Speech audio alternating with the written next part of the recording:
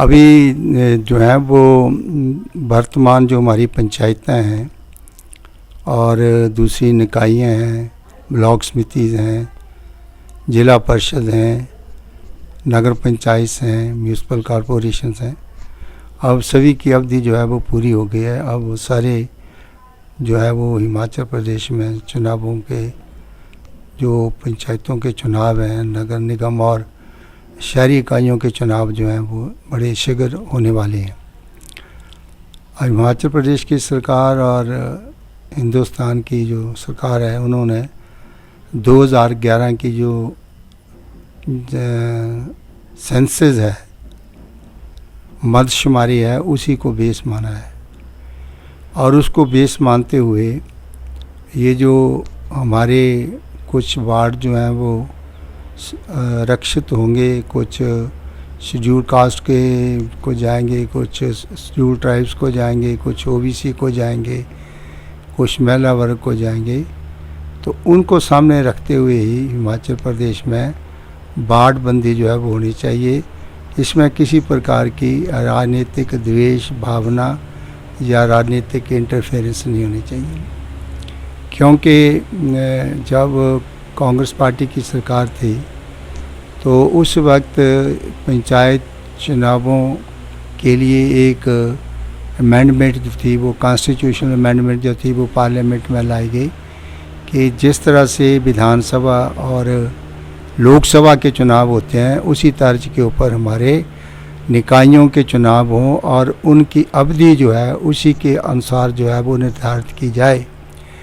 इसलिए 3 साल के बाद ये चुनावों की अवधि निर्धारित की गई है और उसी को बेस करते हुए ये चुनाव जो हैं वो निकायों के किए गए हैं। उस वक्त स्वर्गीय राजीव गांधी जी ने कहा था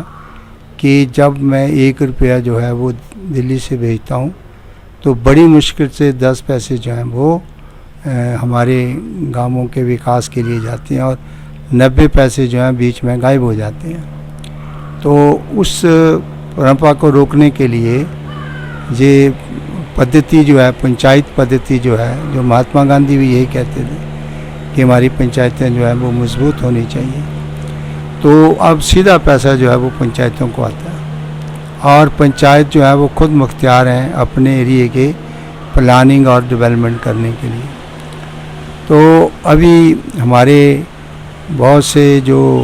नगर निगम हैं, नगर पंचायत हैं,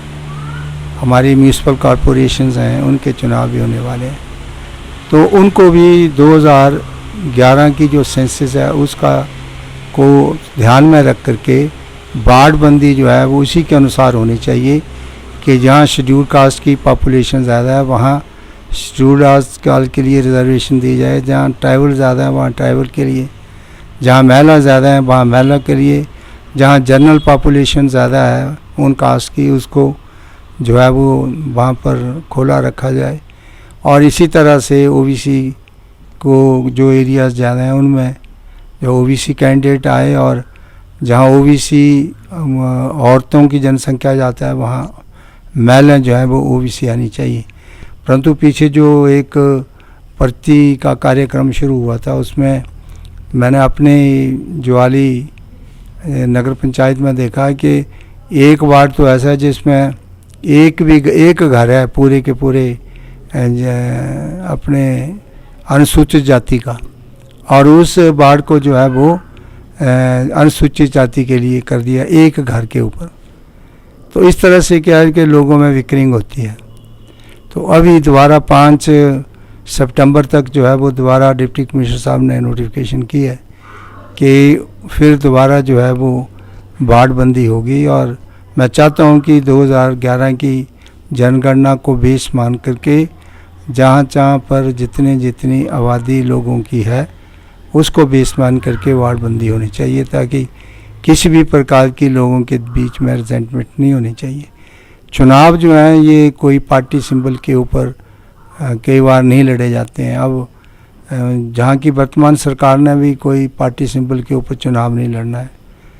तो हर एक को जो है अलग अलग जो है वो चुनाव चिन्ह दिया जाता है। तो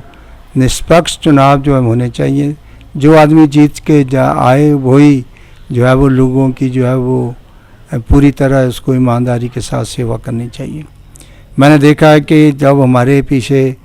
नगर निगम के और पंचायतों के चुनाव हुए और नगर पंचायत के चुनाव हुए, कांग्रेस पार्टी बहुमत में थी, लेकिन जब भी जैन की सरकार बनी तो उसके 6 महीने के अंदर खरीदो फरोख्त जो है वो शुरू हो गई। और जो एक कांग्रेस पार्टी की बनी हुई नगर पंचायत थी,